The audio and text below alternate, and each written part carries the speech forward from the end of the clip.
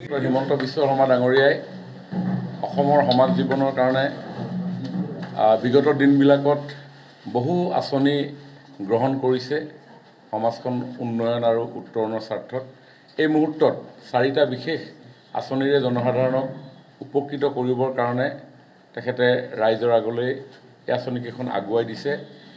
তাৰ ভিতৰত এটা হ'ল অৰুণোদয় 3.0, এটা হ'ল মুখ্যমন্ত্ৰীৰ মহিলা উদ্যমিতা আঁচনি, এটা হ'ল মুখ্যমন্ত্ৰীৰ এটিকলি দুটিপাত আৰু এটা হ'ল মুখ্যমন্ত্ৰীৰ আত্মনিৰ্ভৰ অসম অভিযান।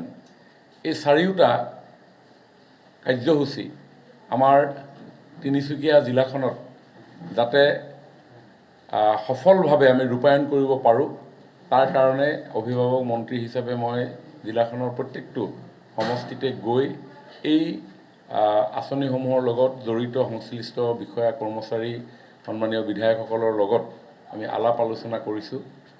আৰু আজি ডিগবৈ সমষ্টিটোত আমাৰ ব্লক ডেভেলপমেণ্ট কাৰ্যালয়ত এই 4খন আঁচনিৰ লগত জড়িত হৈ থকা সকলো বিষয়া কৰ্মচাৰীসকলৰ লগত আমি আলোচনা কৰিলোঁ। আমাৰ অৰুণোদয় যি টাৰ্গেট, আমাৰ সমষ্টিটোত 24,066গৰাকী মহিলালৈ আমি আগবঢ়াম। অৰুণোদয় 2 বুলি যিটো আমাৰ চলি আছিলে, অৰুণোদয় 2ত পাই থকাসকলৰ ভিতৰত অৰুণোদয় 3 যোৱা 14 তাৰিখে আৰম্ভ হৈছে, কিন্তু তাতে 3,919গৰাকী মহিলা বাদ পৰি গৈছে। তেওঁলোকক পুনৰ অন্তৰ্ভুক্তিকৰণৰ কাৰণে আমাৰ যি PS level, polling station level এখন কমিটি আছে, তেওঁলোকক উদ্যোগ গ্ৰহণ কৰিবৰ কাৰণে আহ্বান জনাইছোঁ। দ্বিতীয়তে মুখ্যমন্ত্ৰী মহিলা উদ্যমিতা আঁচনি, এই আঁচনিখনত আত্মসহায়ক গোটৰ সদস্যসকললৈ আগবঢ়োৱা হয়। আমাৰ ডিগবৈ সমষ্টিত 1511টা আত্মসহায়ক গোট আছে আৰু 16,122গৰাকী আত্মসহায়ক গোটৰ সদস্য আছে। সেই 16,122গৰাকীৰ ভিতৰত প্ৰায় 15,973গৰাকীয়ে এই আঁচনিখনৰ কাৰণে এপ্লাই কৰিছিলে আৰু 14,863গৰাকী নিৰ্বাচিত হৈছে।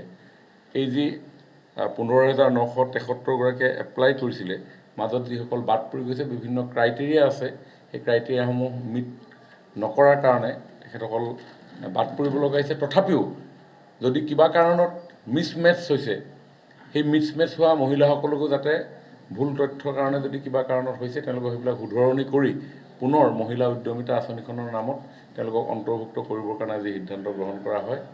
তৃতীয়তে এটিকলি দুটিপাত, আমাৰ চাহ বাগিচা বসবাস কৰা, চাহ বাগিচাত কৰ্মৰত স্থায়ী অস্থায়ী যিসকল শ্ৰমিক আছে, তেখেতসকলক বেংকিং লিংকেজৰ প্ৰতি লক্ষ্য ৰাখি তেওঁলোকে যাতে আমাৰ বেংকিং ব্যৱস্থাটোৰ লগত সক্ৰিয়ভাৱে জড়িত হ'ব পাৰে, তাৰ কাৰণে আমি উৎসাহিত কৰি আহিছোঁ।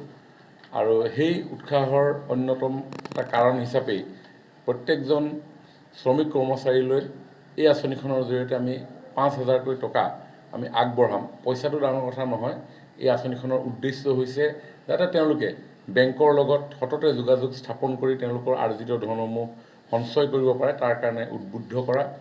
আৰু অন্যহাতে CM ত্ৰিপুলে মুখ্যমন্ত্ৰী আত্মনিৰ্ভৰ অসম অভিযান, এখন অতি গুৰুত্বপূৰ্ণ এটা পদক্ষেপ চৰকাৰৰ মাননীয় মুখ্যমন্ত্ৰী ডাঙৰীয়াৰ। সমগ্ৰ অসমতে 1 লাখ উদ্যমী যুৱক যুৱতীক আমি এই আঁচনিখনৰ জৰিয়তে 2 লাখৰ পৰা 5 লাখ টকা 50% গ্ৰাণ্ট আৰু 50% লোন ইণ্টাৰেষ্ট ফ্ৰী আমি দিয়াৰ কাৰণে প্ৰয়াস কৰিছোঁ। অৰুণোদয় 1ত আমাৰ প্ৰায় 200গৰাকী যুৱক যুৱতীয়ে ডিগবৈ সমষ্টিৰ পৰা এই সুযোগ লাভ কৰিছে আৰু এইবাৰ 593গৰাকী যুৱক যুৱতীলৈ আমি এই মুখ্যমন্ত্ৰী আত্মনিৰ্ভৰ অসম অভিযান আগবঢ়াম। গতিকে এই গোটেইকেইখন আঁচনি যাতে সফলৰূপে আমি ডিগবৈত ইমপ্লিমেণ্ট কৰিব পাৰোঁ, তাৰ কাৰণে আজি প্ৰায় 3 ঘণ্টা জোৰা এই বৈঠক আমি আয়োজন কৰিছোঁ। যিকোনো খবৰৰ বাবে যোগাযোগ কৰক 7099017330 লগতে 7099017110 নম্বৰত।